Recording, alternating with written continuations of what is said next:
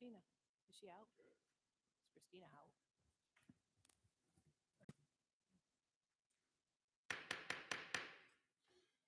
Ladies and gentlemen, I'd like to welcome everybody Oh. to tonight's February 7th, 2023 meeting here at the Community Center for Dayton City Council meeting. Roll call, please, Ms. Myers. Oh, wait, we moving it? Mayor Baker, Here. Member Volter. Here. Member Neary, Here. Member Neiman, Here. Member Kelly. Here. Member Lovins, Here. Member Wyrick, Here. City Administrator Fawcett, Here. City Attorney Edmondson. Here. She's on. No, it's okay. Thank you for your attendance. We do appreciate you.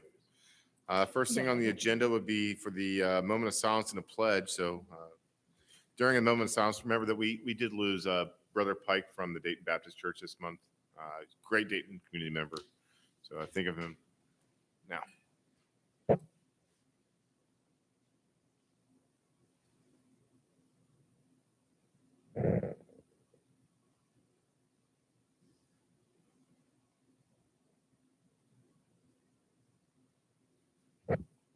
Pledge allegiance to the flag of the United States of America and to the republic for which it stands, one nation, under God, indivisible, with liberty and justice for all.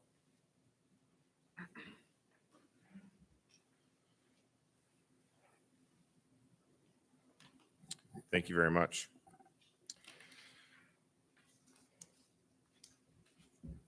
For this month's mayor's report, unfortunately, I have some bad news. The Bengals lost to the Chiefs. And you know how we do this. We have fun. We enjoy our neighbors, the Bengals, and we name our city Who Dayton. And we'll have to go back to Dayton, Kentucky, which is a proud name to begin with, until next year, hopefully around this time. But thanks for those guys for doing an amazing job this year. And let's have fun again next year. Next on the mayor's report is also, it's unfortunate, but it's also glad news, is our city clerk, Tiffany Myers, will be accepting a role with the city of Newport for their city clerk role. Ms. Myers has been with us for years. We're very proud of her work. She's a member of our family. And as we feel with all our family members, we're very happy for having good things happen to her. And we wish her the best of luck and success. And you're always welcome here in Dayton. Thank you, ma'am. That's my mayor's report for this month, which moves us to the minutes, to the approval of minutes from January 3rd, 2023. Ms. Angie or is it Tiffany? Who? Do we have a motion? Make the motion to accept the minutes from the January 3rd, 2023 meeting. You've made the motion, Member Neary. Do I have a second? Second. Member Neiman's made a second. Do we have any abstentions? All in favor? Aye. You guys have it. This portion of the meeting, would anybody from the audience would like to address city council or administration regarding any upcoming legislation on tonight's agenda? So if you would like to address us, the floor is yours. All right, we'll go ahead and close that. Next on the agenda would be ordinance number 2023 number 1. This is an ordinance establishing an entertainment destination center in the city of Dayton. Ms. Bainey? And further directing the City of Dayton to apply for an entertainment destination center license from the Kentucky Department of Alcohol Beverage Control, and further establishing the requirements for the licensee to sell alcoholic beverages within the common areas of the entertainment destination center. Thank you, ma'am. That's the first reading.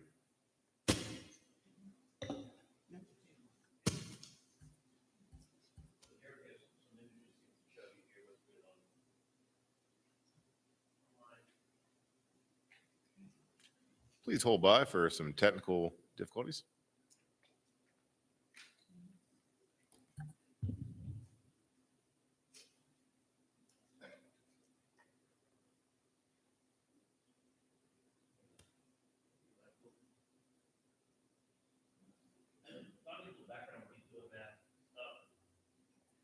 you know, city of Bellevue, I think last year, maybe 2 years ago, adopted what they call their bed district, Bellevue Entertainment District, and they've allowed Fairfield Avenue to be an outdoor entertainment district.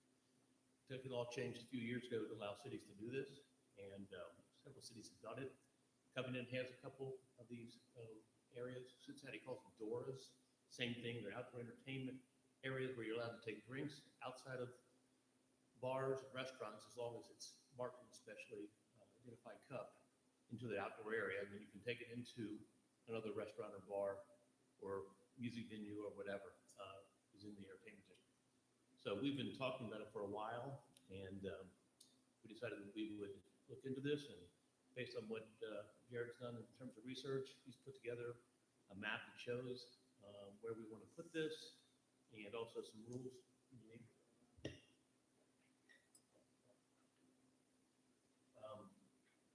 I talked to Frank about Bellevue, they've had a lot of success with this, very few problems. We had to do certain things under the state law, just up signs saying you're entering or exiting the area, handing alcohol, gas, absolutely. And there, let me go ahead and go with put together for this. So last year I talked to the business owner of Long Avenue, see if they'd be interested in having an entertainment district. It was unanimous that they did want to have one. So we projected doing the district from O'Fallon to Main Street, and that way it could connect to Bellevue. And we would potentially have an interlocal agreement between them and us where we could cross with the drinks being carried, so it would encourage people to go back and forth across the river. And then I had listed eligible businesses that could potentially sell alcohol as well. Talk about the name a little bit, and how it came up with that. Actually, Joe Mary came up with it. We were trying to come up with names that were historically relevant for Dayton, and the roadblock was something that Mr. Mary mentioned. And it kind of calls back to how Dayton got started. They were making the road kind of in. And then there was an actual roadblock that crossed 6th Avenue on the Brooklyn side, right at Jamestown side of town. So that's kind of how we got the name. We thought we could play with that a little bit and come up with events and things like right over town, we have a tug of war contest between the north side of the county and the south side of the county. So we could do like a Brooklyn Jamestown kind of tug of war thing or something. So there's a lot of ideas that we could play with it. So that's kind of how we got the name for it. One of the complaints we heard when we activated one park war with events is that people felt like, why can't I go from Hometown Heroes across the street to beer? Because technically, once you go outside of licensed premises, once it's licensed by the state and the city, you've committed a crime. You're not allowed to take alcohol outside of licensed premises. So this would solve that problem, so people would be able to go if we had a music event there or some other type of event there and take a beer outside. It'd be in a specially identified glass, but from the restaurant to the bars or to the park. So that's an issue people asked why they couldn't do. That's why. But they could do it now under this concept. So this was approved, I can start at the monument, with an open container, and walk all the way down to Bellevue. Yeah. And route back around the whole time. You can. In an approved glass, yes. Not the paper bag. The paper bag's not approved. So You get the cup. Rubbling the Books is going in on the middle of the avenue there, and they indicated to us they're probably going to have a beer and wine license there at least. So that kind of expands our entertainment district up closer to Bellevue. And we also thought maybe that even though it's not a bar or restaurant, but that maybe the liquor store there might want to have live music or something out there on Fridays, and maybe people will walk up there with that. I don't know. So it's a concept we've been talking about. You know, as I mentioned before, Bellevue's had very little issues with it at all, and if it's a problem, we can always go back to the way it was. So our our recommendation for staff is that we think this is a good idea, and they'll give it a shot.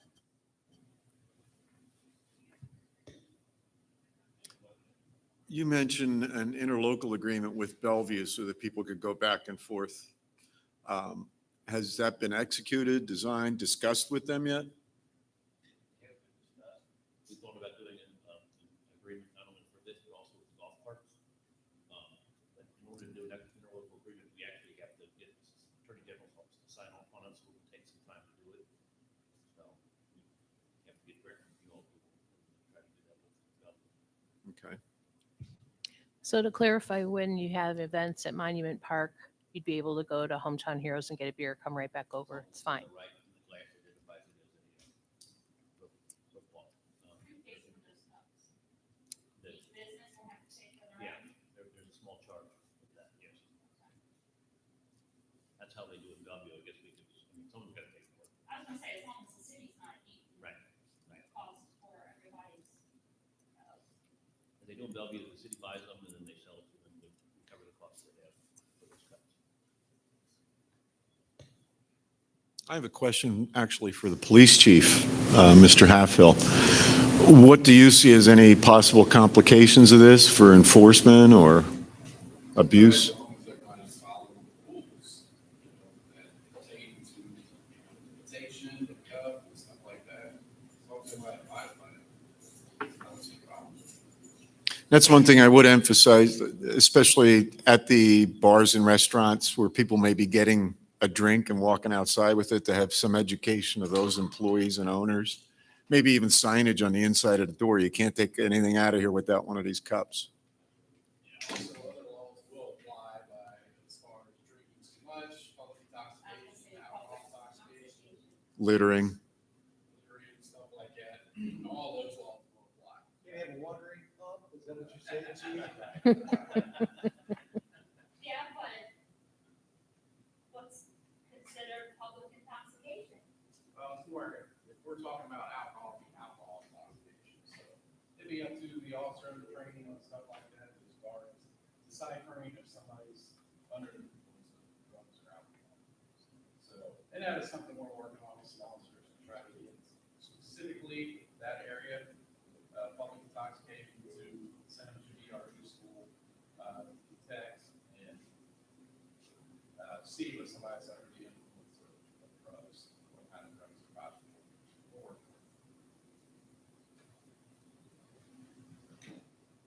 As I mentioned, there will be signs posted required under the state law indicating these are the rules for behavior in the district. And if you don't follow those rules, obviously you can be cited by the police.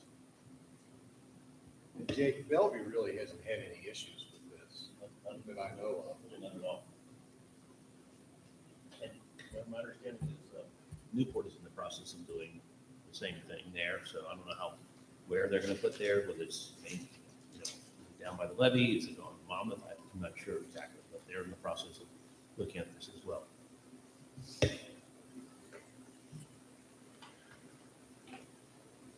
That was a first reading, and I want to give a shout out and a thanks to Mr. Barks for your work on this. The graphics are awesome. The name, thank you, Mr. Neary, for coming up with them. That's cool. That stuff, that means a lot, so well done. Next on the agenda will be Order Resolution 2023, number 9, Romeo. An order resolution authorizing the mayor to execute a real estate purchase agreement to purchase property located at 705 Boone Street. A little background on this. This is the property all probably seen as you've driven down Dayton Pike. There were two properties there that have been abandoned and dilapidated. We were able to acquire the one at 701 probably a year and a half ago and had that demolished. This property, we plan to do the same thing. We put it through, we had code enforcement citations on it. We went through the foreclosure sale, and then we bid on it. We bid up to a point where we were getting our money back, plus we were going to pay fees to demolish it. Somebody, for some reason, kept on bidding it higher than we were going. And at some point, we reached the point of no return, so we're not going to go any further. This gentleman bought it. He lives in Cincinnati. I don't know why he bought it. It's in horrible condition. Cassie and I met with him immediately after he purchased it. We said, this property needs to be demolished. it can't be repaired. It's got major structural issues. He said, well, I'll do that. I'm planning to do that. So apparently, for a few months, he tried to find somebody to take it down and had no luck. And then he just let it go. And we've been back 2 or 3 times since that time, boarding it up. Vandals patrons are getting in there. And finally, we just said it's enough is enough. So about a month ago, we put a demolition order on. Said we're going to tear it down. It's dangerous. Apparently, that got his attention. And so he came to us and said, look, I bought it for $14,000. I said, it's not worth $14,000. It's going to cost us at least $12,000 for to tear this thing down. And so we worked out a deal. Basically, we're going to pay him $5,000 for it and give him a charitable contribution certificate saying that since he bought it for $14,000, that he's got a $9,000 charitable contribution to the city that he can use for tax purposes. So basically, $5,000 cash, but we're going to then spend some money to tear it down. But now we can get to it because we own 701 and 703. And the hard thing that he couldn't find was somebody who would go up that hill and do it. So now we can go to it from the north to the south and tear it down a lot easier than he could have. So it needs to come down. So that will be what will happen after that you all approve this order resolution. Thank you, Mr. Fawcett, for the background.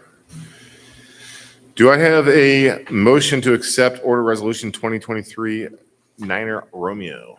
I'll make that motion. Member Neiman's made the motion. Do I have a second? Second. Second by Mr. Volter. Any comments regarding this ordinance? So you're estimating a demolition cost of $12,000. We had an estimate, I think, last time we looked at it and talked to them, we thought we were going to acquire it, it was like $10,000 to $12,000, but that's before inflation and prices have gone up. I think we can get it done for around that price. We've got a guy that does it relatively cheaply compared to lots of other companies. King Construction. He's done several of these projects for us. And we still have budgeted funds unused for demolition, I think, out of economic development. We do, and we've been getting in some funds through code enforcement activities that we're just going to check $9,000, which pretty much covers what it would cost through another property that we sold on 7th Avenue, right behind City Hall. So, yeah, so there's some monies in our fund to do that. Thank you. So are you going to list the land then afterwards, or? At this point, we're not going to do any immediate listing. That's a really, I think, opportune development area. And so I want to hold that and be strategic about what we do there. Okay. And I think hopefully someday maybe it'll be a larger development there instead of selling it on piecemeal, which I think would be a mistake. Okay, We great. control it, and I think we have a better opportunity to see what we want to see developed there, but will we do that?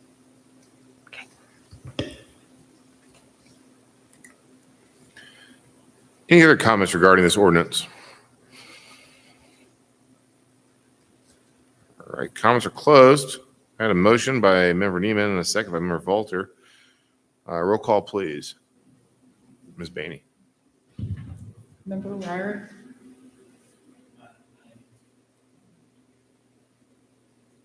Member Volter? Aye. Member Neary? Aye. Member Neiman? Aye. Member Levens? Aye. The ayes have it. Next, on the docket would be Order Resolution Number 202310 Romeo, an order resolution of the City Council of Dayton, Kentucky, appointing Angela Baney as the interim city clerk. Do I have a motion to accept this resolution? I'll make the motion. Member Lovins has made the motion. Do I have a second? Second. Mr. Volter's made a second. Do I have any comments regarding this ordinance?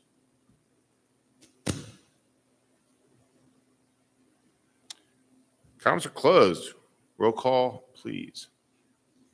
Member Volter? Aye. Member Neary? Aye. Member Neiman? Aye. Member Levens? Aye. Member Ryrick? Aye. The ayes have it. Welcome aboard again. Next on the agenda would be Resolution 2023-11 Romeo, an order resolution of the City of Dayton City Council of Dayton, Kentucky, adopting an updated City of Dayton employee handbook. A little background on this. So our handbook, our personnel policies have not been updated for many, many, many years, and they're out of date. Many federal and state laws have passed that affect employment. So Jared and I worked on a manual, little short thing about 100 pages long, but it covers about everything you can imagine, from military leave to how do you get paid for reimbursements when you go on a trip, per diems, everything you can imagine, drug testing, all that is in there. And we used a model from Kentucky League of Cities. Jared did the first run through. I read through it. There are probably about 20 forms in here too that we really never had a depository of HR forms, which we do now with this.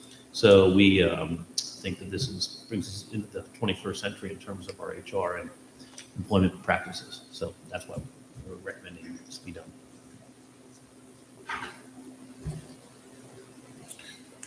Thank you, sir. Do we have a motion to accept Resolution 2023 number 11 Romeo? I'll make that motion.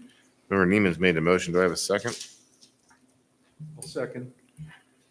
Member Neary's made a second. Do you have any comments, questions, concerns regarding? Roll call, please, Ms. Baney. Member Neary, Aye. Member Neiman, Aye. Member Lovins, Aye. Aye. Member Coulter. Aye. The ayes have it.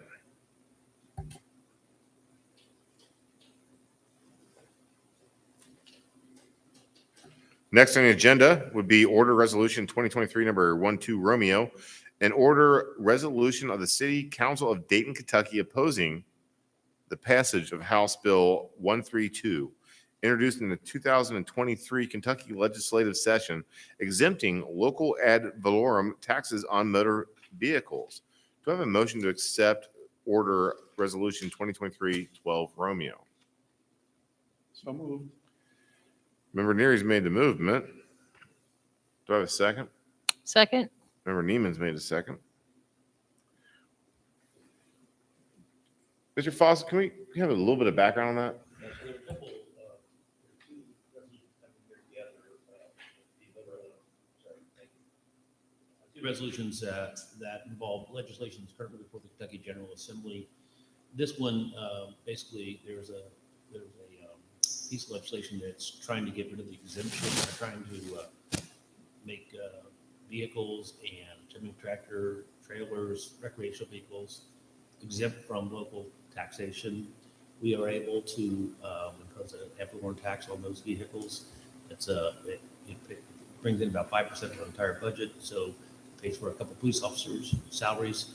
And if we were to get rid of that, that would be a big chunk out of our budget that we could not fill. So we are recommending that we tell the legislature and our legislators in our region that we oppose this particular piece of legislation because it will financially impact us negatively.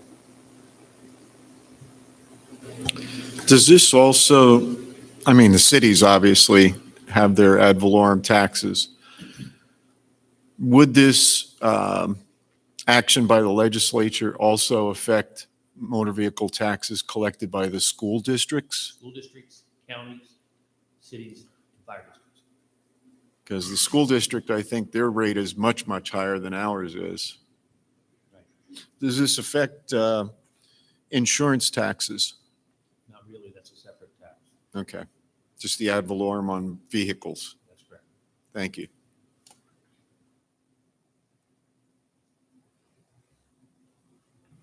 Thank you for clarification and the understanding, sir.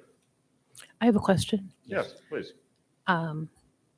This tax is, obviously we need the money. Right. And we've been relying on the money for some time, but what do people get for that money in paying in taxes? Like, is it kind of like the expense that we incur maintaining roads? Or is it just sort of like, we need the money, so you're going to pay one way or the other? It goes into our general fund, as I mentioned, it pays for our police officers, Okay. For our roads, snow removal, anything that the city has in terms of operating expenses, this tax actually pays for. So those vehicles using those roads, these roads have to be maintained. So it's helping pay for that. What was the point then of this new legislation?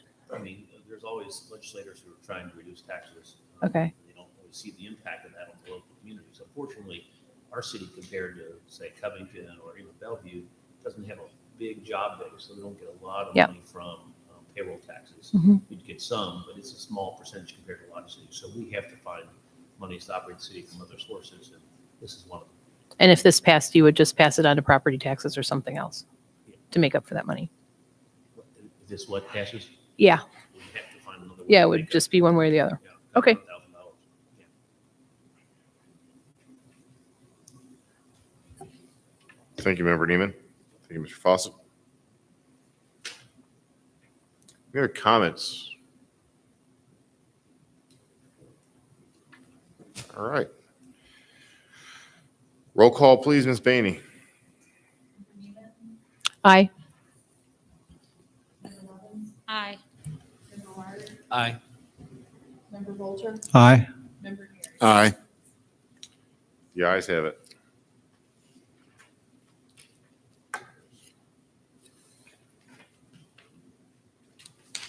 And the last order resolution for the evening would be order resolution number 2023, number 13 Romeo.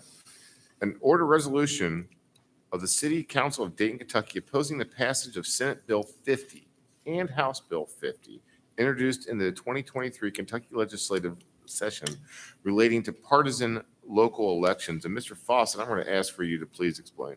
Yes, so currently under state law for many years, races for city council have been nonpartisan. So you don't have to say you're Republican or Democrat or independent. It's a nonpartisan race. Same thing with judges' races. So there's legislation that says, no, you need to identify whether you're a Democrat or Republican. And we feel that, and a lot of cities are feeling that that's not appropriate in these smaller city council races, that partisanship should not be an issue in those races. So I know that Fort Wright has just passed this, and other cities are considering passing similar resolutions asking the legislature not to pass this. We think that it's working pretty well the way it is, and that we don't think this just really kind of plays into this whole hyper-political world that we've been living in the last few years. So we feel that let's keep it nonpartisan. It seems like it's working pretty well so far.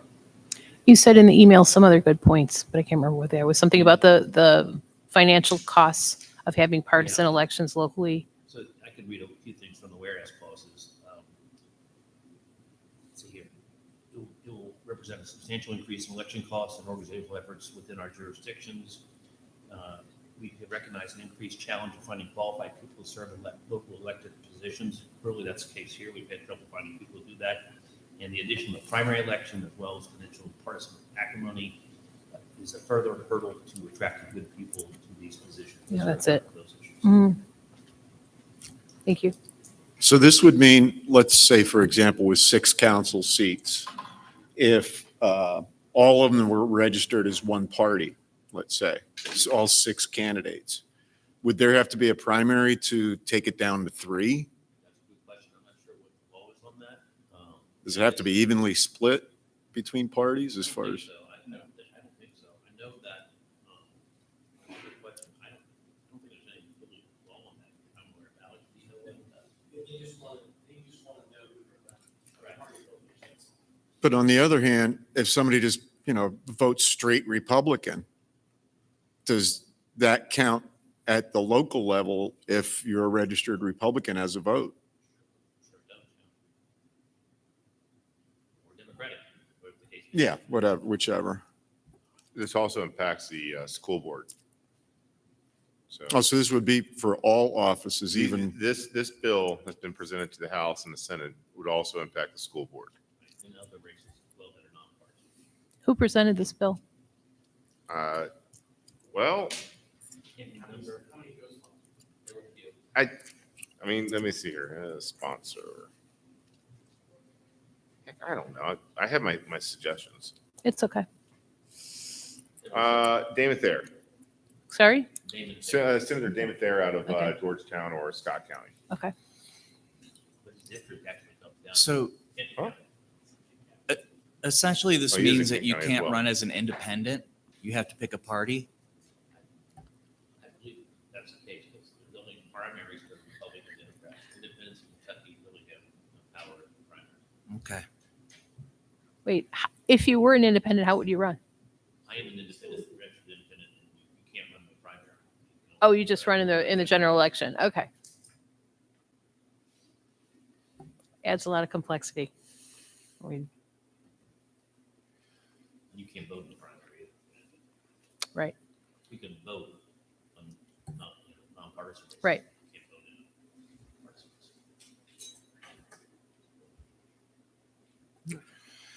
basis. So order resolution 2023-13 Romeo. We've had some background on it. Do I have a motion to accept? So moved. Member Volters made the motion. Do I have a second? Member Lovins has made the second. Opens the floor for discussion, comments. I like the fact that at the local level, I mean, you always see all this stuff online about the Republicans are doing this and the Democrats are doing that. And especially in a small community like ours, we don't have that. So I hope this gets shot down. Are other cities also joining in this? There's a city managers group, Northern Kentucky city managers, and there's several cities that are doing this. I think the Kentucky League of Cities is also opposed to it as well. I think they agree with nonpartisan. So KLC is opposing it. I'm pretty sure I think it's confirmed that I believe they are. All right, thank you.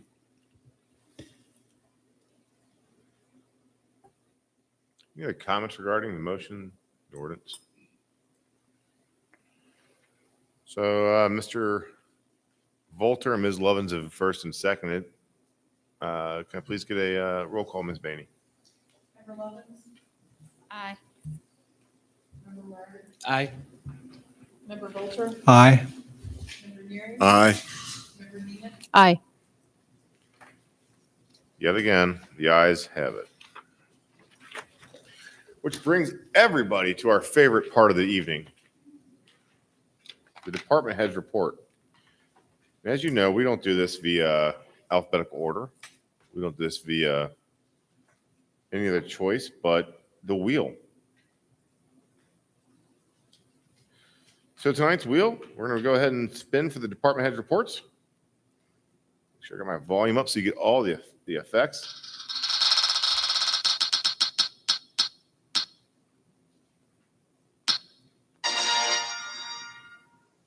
Chief of Police, the floor is yours, sir. Probably we don't want to hear. That's fine.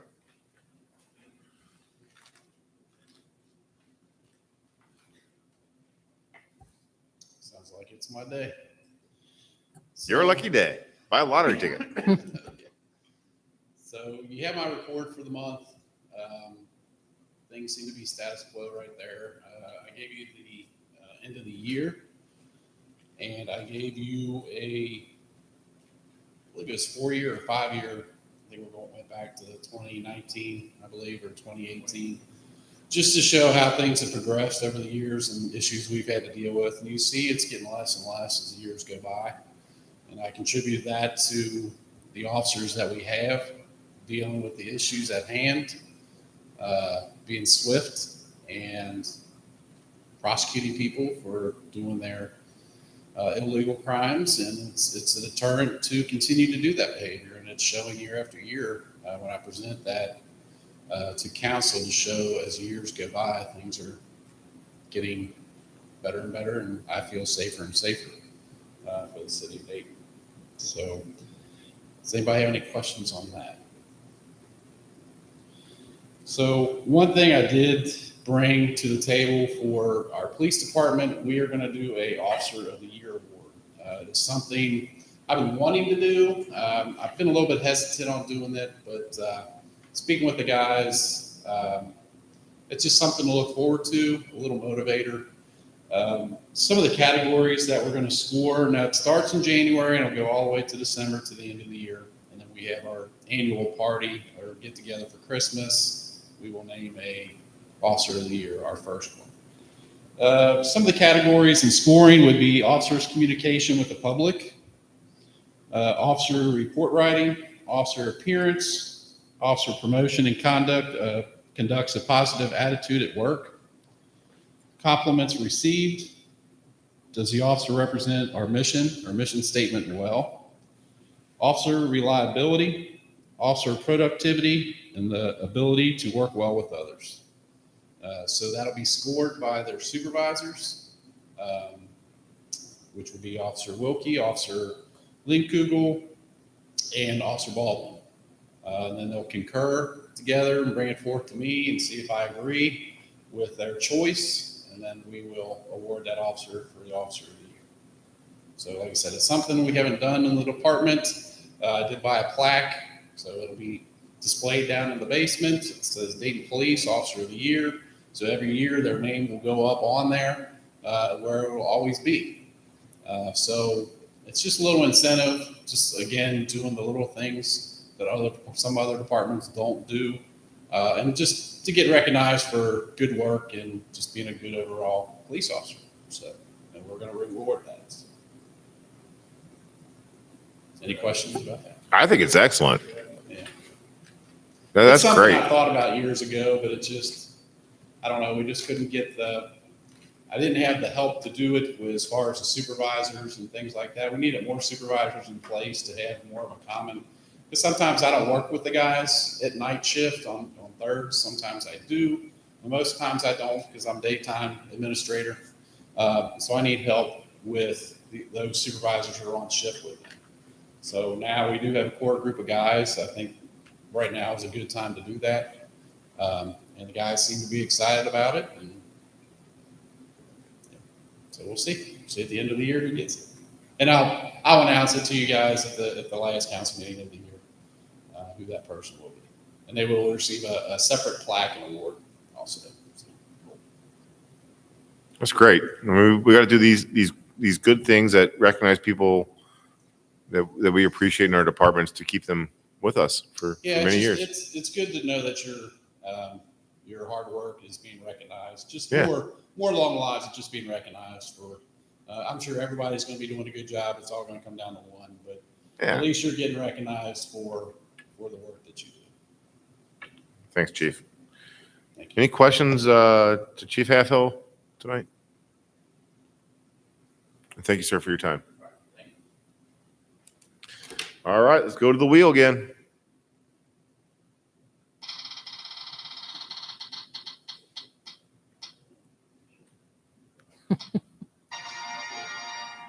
Well, that's Public Works. So the next one was actually fire. Public Works, Rick Lucas is not feeling well, and I believe we do not want to be in the room with someone who's not feeling well. So we're going to excuse him this evening. But the next on the wheel was fire. So Chief Atkins, if you don't mind, you win by abstention. Sir, Yes, sir. you all have my report. I don't have a whole lot extra to add to it. Just what Chief has, it's kind of status quo right now. I did attend Bellevue's strategic planning, vision, budgeting session last Saturday. So prepared all my stuff for our next month as well. Beyond that, I don't have a whole lot extra to report. We do have a fire board meeting coming up next week, next Wednesday. So other than that, I don't have much else to share. Thanks, sir. Does anybody from council have any questions, comments, concerns for Mr. Atkins, Chief Atkins? I would like to thank you and your team for rescuing the deer at our house whose antlers got caught in a hammock. It was very dramatic. Thank you very, very much. We were kind of desperate. They were appreciative of the deer-shaped cookies. We were kind of panicky because that happened at like 8 a.m. and you guys were generous enough to come down. But I guess so. Animal control, for people who are in that situation, animal control isn't open until 10. Terry Baker isn't around anymore. So we're supposed to be calling animal control and waiting until 10, or unless we can get you to come down, right? For animal issues. I mean, I said before, the fire department's kind of catch-all. Yeah, exactly. I felt kind of guilty, I've but it was stayed at the crazy. house before, so, I mean, Yeah. So, I mean, it happens. I mean, we'll help if we can, obviously, for something like that. The guys, you're lucky that they didn't try to, gut the deer and cook it in the backyard. that ship had a couple of hunters on it, so That's what they said. so yeah, I was worried It's like, they were gonna come no. back holding, one amount of deer head. No.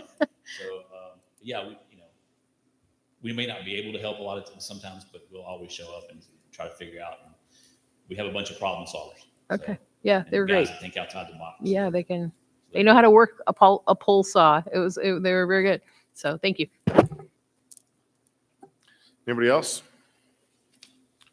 Chief, thank you for your time, sir. Thank you.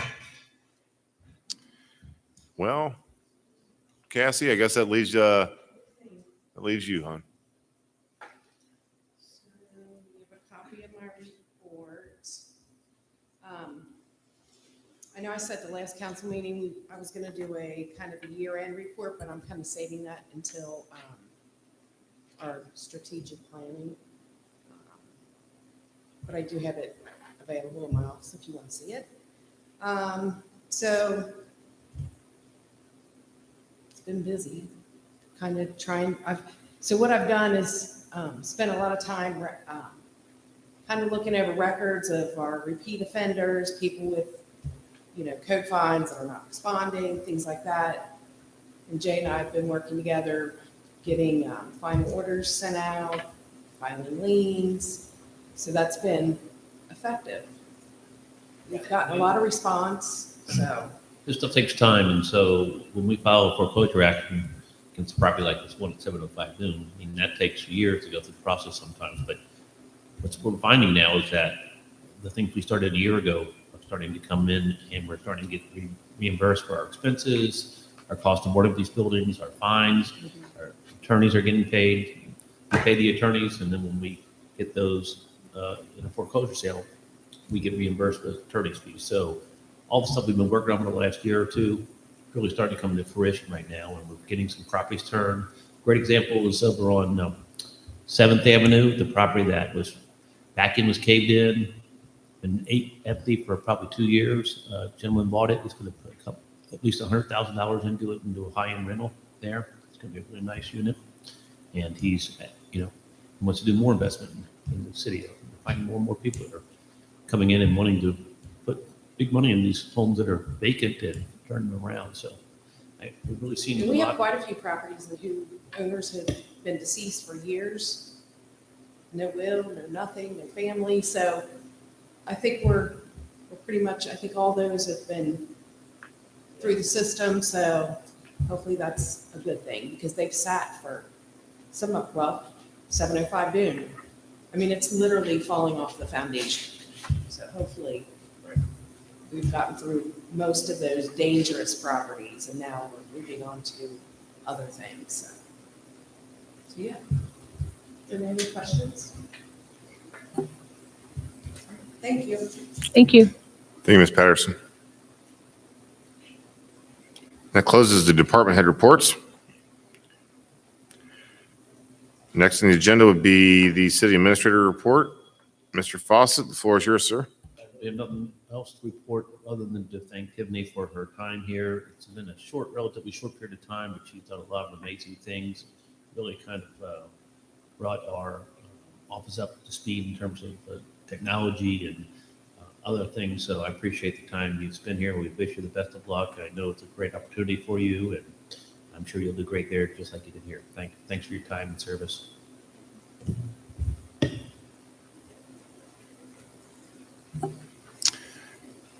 Thank you, Mr. Fawcett. Now opens the time for anybody from the audience. If you'd like to approach council administration, you have the ability to address. You're not a resident. I have a report. You're not on the wheel, Jared. We can put on the agenda, we have a budget report. Oh. So Jared put together something here, and we'll just give you up to date. I'm sure halfway through the fiscal year where we are. Ladies and gentlemen, Jared Barks, our city assistant administrator.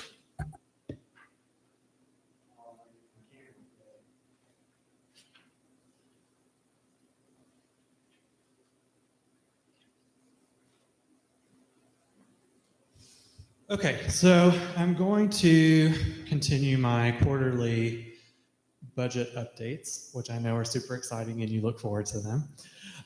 So I sent in an email asking council to give me topics of what they wanted to hear about. And so I got a couple suggestions, so I'm going to go over those.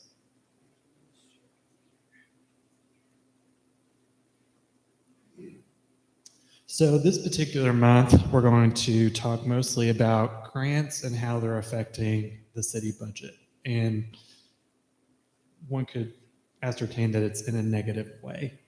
So first, I want to start out with some good news. Payroll tax, motor vehicle tax, and insurance premium taxes are all coming in at a higher rate than we expected, which is all great news. So the payroll tax rate increase is part of that. And then also people in the city are just making more money, and we have a lot of construction going on. So there's a lot of workers in the city right now. So our payroll tax, we have $253,000 more than we expected, which is great news. Motor vehicle tax, $24,000 more, and then insurance premium tax, $92,000 more than a year ago today. So this is a comparison of the revenues compared from last year to this year. As you can see, 2023 is significantly higher in the amount of $414,000. And again, like the last presentation, these are all the departments and a comparison of what they're doing from year to year. The blue lines are going to be 2022. The orange are the 2023 expenses. So every department is slightly higher except for the police department, which is lower. And the reason for that is they're not getting the premium pay that they got the year prior. So that's why their bar is lower. This is another graph just showing the revenues versus expenditures for the 2 years. Blue is 2022. The left side is going to be revenues. The right side is expensive, and orange is 2023. So not only have revenues increased, but also our expenses have increased as well, which is typical because of salaries increases. I mean, we're in an inflationary period. Things just cost more now. So what's the bottom line for operations? So the budget process last year, we had to cut departments' budgets by $290,000. We also had to increase payroll tax by 0.5% in order to close a nearly $700,000 deficit in our budget in order to continue operations of the city. So at the end of that process, we still had a deficit of $64,000 that we were unable to close. So that means that we're going to use our rainy day fund or our fund balance for that amount. The city has a healthy fund balance at this point, so there's not really a problem with that. However, we wanted to get away from operating to where we had to dip into our savings every year, just to run the city as we normally would. So the good news is we have more money that coming in than we expected. So we look like we're going to be closing that $64,000 gap, and we're actually going to have a little bit of a surplus this year. So we're going to be operating in the black. That has not happened since 2016 without the help of federal funds closing those gaps for us. So that's a huge win for us. However, we have a lot of challenges moving ahead with our budgets. So the bottom there, I wanted to point out that this is strictly operating budget, which are those day-to-day expenses, salaries, maintenance, equipment, things like that. It does not account for grant matching and capital improvement projects. So when you add all of that in, we are at a definite deficit in the budget. But those are one-time expenditures. So that's typically what you would use your fund balance for, because you're not going to trend up. Those aren't going to compound year after year where you're going to have to do more and more, if that makes sense. So this is where I'm going to get into the grants and how they're affecting the budget year after year and are causing some of the financial issues that we're seeing today. So city revenues have not kept pace with the costs associated with inflation and deferred grants the city has committed itself to in the past 8 years. So if you look at the green table in the top right corner, you'll see the net income there in the second column.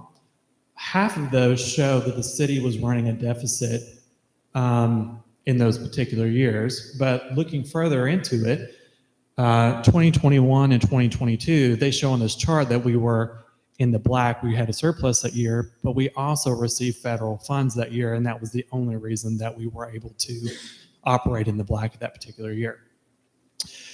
And the third column, deferred grant costs, shows the ballooning deferred costs of all of these grants. So more and more grants over time have been approved, and they keep getting deferred because the project's not finished or there's an issue or whatever. So they're getting pushed back, and the city is continuing to take more and more on. So we're having to freeze more and more of our budget in order to have enough money to pay for these matching costs. So if you look at the chart there, 2016 is on the right, 2022 is on the left, and you can see how much that deficit continues to get larger and larger over time because of all of these funds that we have to hold over for these grants. So just moving forward, we just need to really pay attention to what grants we're approving, make sure that we have the funds available, and make sure that we're not prioritizing those projects over really needed things like repairs of equipment or new police vehicles or increased salaries and things like that. Jared, fortunately, some of those grants we're using our ARPA funds for. Yeah, and I'm going to get to that. Which is good, but that's going to end here after next year. So Right. we have to be very cognizant of that as we move forward with these grants. Can I ask a quick question Sure. about the grants? When you said we have to watch how much we're spending on the grants, are you saying that the grant becomes available, but there's a matching factor to it? And so Correct. you're so eager to get that grant money that now slowly we owe all this. Correct. Because we want, okay. And thanks. so we should be tracking, which I have this later on, but we should be tracking all of these matching funds as if they are deferred debt. Right. Because we're obligated to pay this eventually. Mhm. And I think that is something that we're really going to have to pay attention to and making sure that we're prioritizing correctly. Okay, thanks. Just so you're aware, the Kentucky transportation grants are generally an 80-20 match. So they'll pay 80, but we have to come up with 20. We end up, what we do is we pay the full amount and then we send them the invoices. They reimburse us 80%. The SD1 grants we work with on stormwater issues are 50-50. So 50% comes from SD1, 50% comes from us. So that gives you an example. So you're eager to take them because they're such a good deal.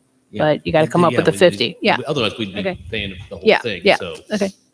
But he's right. We got to be careful that we don't overextend ourselves because these federal funds that we've gotten the last couple of years are not coming back. Mhm. So this particular graph shows the amount of cash that the city has year after year. That's the blue line. So you can see that's decreasing, and that's our fund balance, essentially our rainy day savings fund. So in 2017, we had $2.9 million, and in 2021, that was lowered to $2.38 million, which is still a healthy number. Don't get me wrong. Even though it's decreased, $2.3 million for a city our size is still a good number. But the orange line is the problematic factor to where those compounding grants matches that haven't been paid out yet are just compounding, getting larger and larger. So in 2021, we had $982,000 of city matches waiting to be spent out. So we're having to hold over, like I said, more and more of our budget over time is being pushed toward these grant projects. So as a pie chart, 2021, the total pie chart would be our total fund balance, and 41% of that would go toward grant matching, and we would have 59% left. So a little bit better news. The city received ARPA funds, like Jay said, for $726,000. That and $400,000 of the city's budget will have to go toward these grants in order to kind of flush all these out. We do have the $400,000, luckily. We have it in our fund balance, but it makes us very close to that minimum fund balance that we're supposed to keep according to accounting standards. So we're kind of on the precipice here of not needing to devote any more to grant funding unless it's a priority for you all, and we'll just have to go about a case-by-case basis. The other good factor that I wanted to point out was that the city did not dip into its reserves this year. We're projected to be in a surplus when it comes to operational expenses, and like I said, that hasn't happened in 7 years, so that's also great news. So what do we need to do now? We should limit expenses unless necessary, like we should be doing all the time.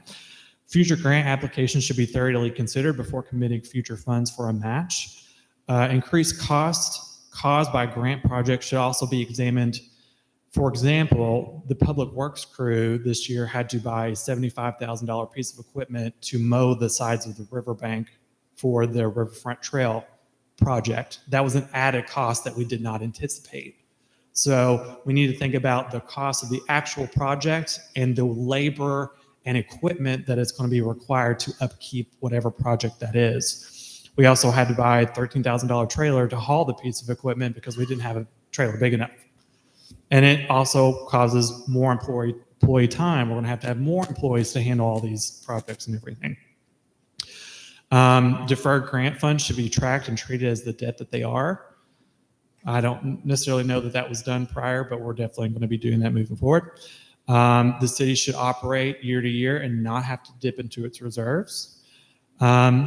And we should all consider the fact that all funds committed to grants cannot be used toward the city's growing expenses, and it's natural for expenses to grow year after year for any business or city. And those growing expenses include salaries, maintenance, and needed equipment for the city to be able to function. These grant funds are earmarked and no longer available, creating a less flexible, more constrained environment for us all to operate in. Are there any questions?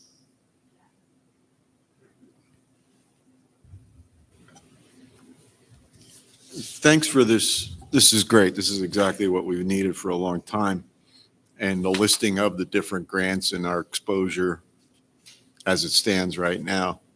And I know we always tried to get as many grants as we could, and I'm glad you're saying, let's watch what we apply for, because if we can't complete the grant, we say, okay, we're not going to do that one that you awarded us because we don't have the money. That makes us, A, look bad, B, less likely to get any future grants. The question I have really is, I guess, on a legal aspect, can administration approve a grant application without city council approval? Typically, you're going to have a resolution. Any federal grant, any KYPC grant, they require a resolution by the full council in order to be part of your application. Let's talk something like the trail down here that South Bank is throwing, and that's not a federal grant, but It is federal. It's federal money through the Kentucky Transportation Cabinet. That's federal money. okay, so it is a mandate then that any new grants that you want to apply for have to be approved by council. I think they've all, since I've. I'm not saying they haven't been. Yeah, they've all been. And I think that generally it's an expense the council would have to approve, yes. Okay. Thank you. And again, great work on this. Thank you very much. I forgot to mention, I'm glad you mentioned that sheet, that 8.5 by 14 sheet here lists all the grants that we have outstanding, kind of information about where we're at, which each one of them. And I did want to call out too, as an example, the one that's in red there, the $1.1 million. That's how much money was estimated for the Riverfront Commons Phase 2. But when we did the bids, it actually came back at $1.7 million, leaving a $600,000 gap. I mean, it's natural because we're in these inflationary times that things like that are going to happen. But it begs the question, how do we pay for that gap? So we are seeking another grant to cover that, but of course we'll have to pay 20% of that as well. So that will help a little bit, but still we'll be on the hook for 20%. But, cost of concrete and cost of construction went up dramatically last couple of years, and the estimates were from 3 or 4 years ago. So that's why that number is different than what it was estimated. But just taking, for example, the sidewalk grant, which includes the yet unfinished bump outs. That was at a certain dollar amount with a certain dollar amount of our 20% or whatever the match was. Now, it's been like 2 or 3 years now that project, since that project has started, and the costs obviously for the bump outs is going to go way up. That's already been contracted. They did a bid and they've been contracted. So they have to build it based on what was approved. Understood. So the longer my point is, the longer we delay executing these grants, we may run into issues with expenses going up. For sure. That's a good example is Riverfront Commons construction phase 2. Yeah. Thank you. Thank you, Jared. Is this going to be on the website for people to review? Can do so. What? I can do that, yeah. Thank you.